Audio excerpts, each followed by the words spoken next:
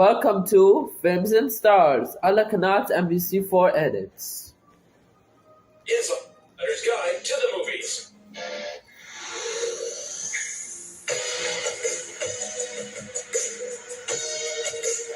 Welcome to Films and Stars, your insider's guide to the movies. This week, we stand in awe of Michelle Monaghan's cinematic versatility. But for now, she's a successful TV star out on a girls' trip in The White Lotus Season 3. Movie Report. Our hotel is the best in the world. At the end of the week, it will be an entirely different person.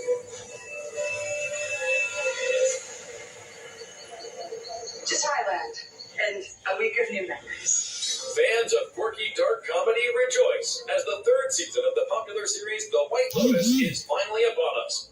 This Emmy Award-winning social satire once again boasts an all-star cast that heads to an A-list resort to unleash their worst, most privileged impulses.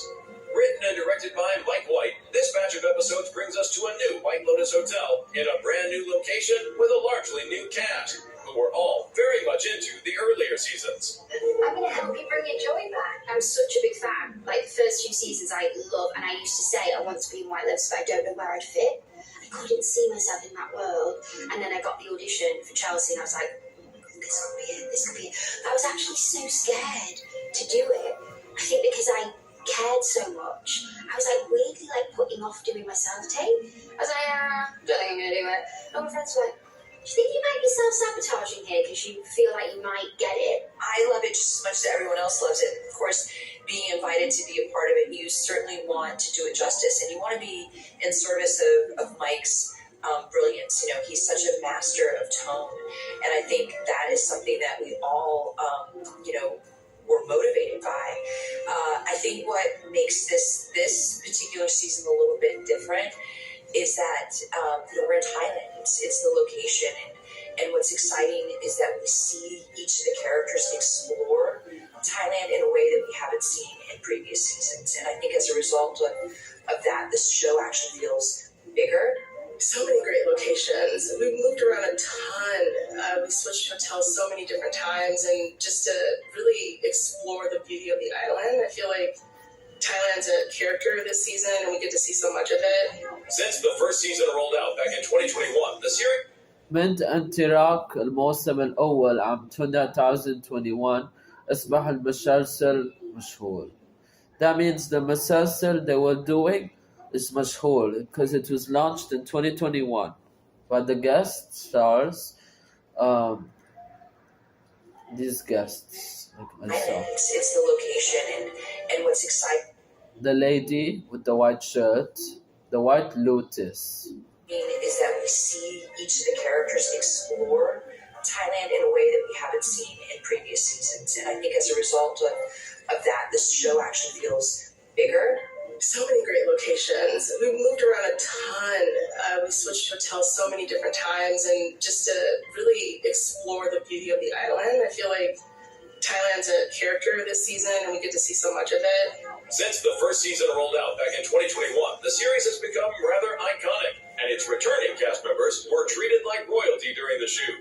I mean, season one, we just felt lucky to be working. It was COVID. We were in one location. We weren't allowed to leave the location. And to go from that to White Lotus is like a cultural phenomenon. Like, it's just... And I felt that going in. I felt that pressure and that nervousness. And I remember Carrie came up to me and she was just like, "You're nervous?" She's like, "We're all over there and we're all nervous to meet you." Old friends, long-time friends, not old. Happens in Thailand, stays in Thailand. So I play Jacqueline Lemon. I play Hollywood famous television actress. And our storyline is that I go on a girls' trip with my childhood best friends, and we're looking to kind of reconnect and really just have a really great time. And then as the season progresses, of course, as we know, White Lotus, the facade starts to kind of melt away a little bit. We start to see some cracks in the exterior. It's a wellness centre. You should get a facial. Rick, the lady in the airport thought you were my dad. God. Chelsea's so oblivious to what the White Lotus Resort is. Just aware, she's like, why the hell are we here? So actually going into that headspace helped me forget that I was in the show. Like, I kind of didn't have the stakes of the show so much because Chelsea just never cleared. The brand new third season of The White Lotus is available for streaming now. I almost died today. But we got the room comped, didn't we, babe? So that was cool. Yeah, you did a great job, babe.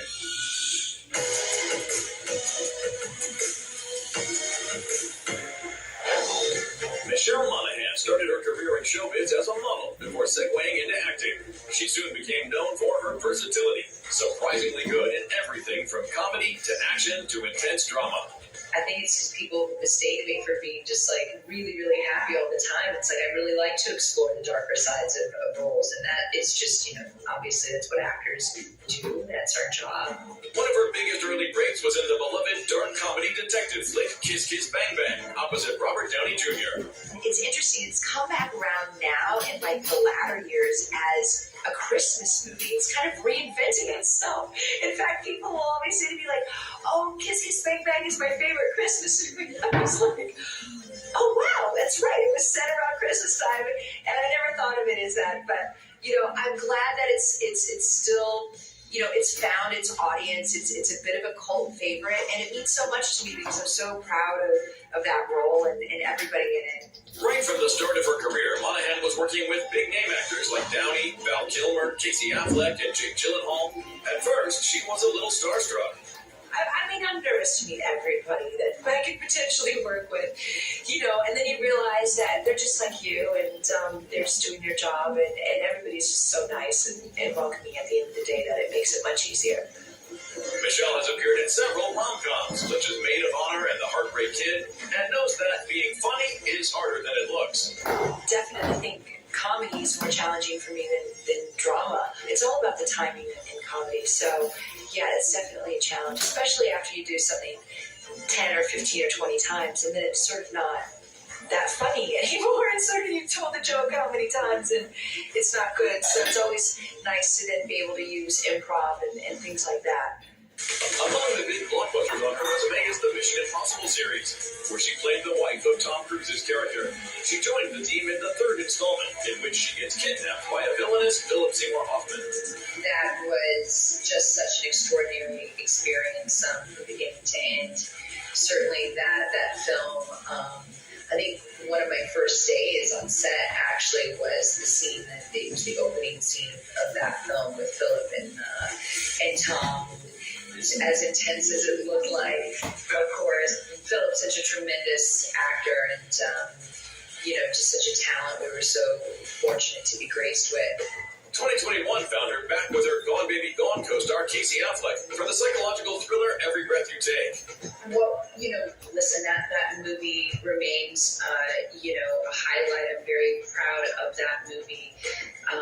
And so this was a really great opportunity to kind of creatively reunite with Casey. And once we got in that creative space again, I was reminded of, really what a tremendous actor he is. Michelle Monaghan is clearly one of the most versatile stars in the business. Well, I think it's predominantly like that I get to learn so much about myself, and it's really challenging for me, and I feel really, I'm always in awe of it, and sort of the fears that it kind of brings up in me, and I really just like going for it at the end of the day and sort of kind of tackling those fears, I guess, and it's really fulfilling.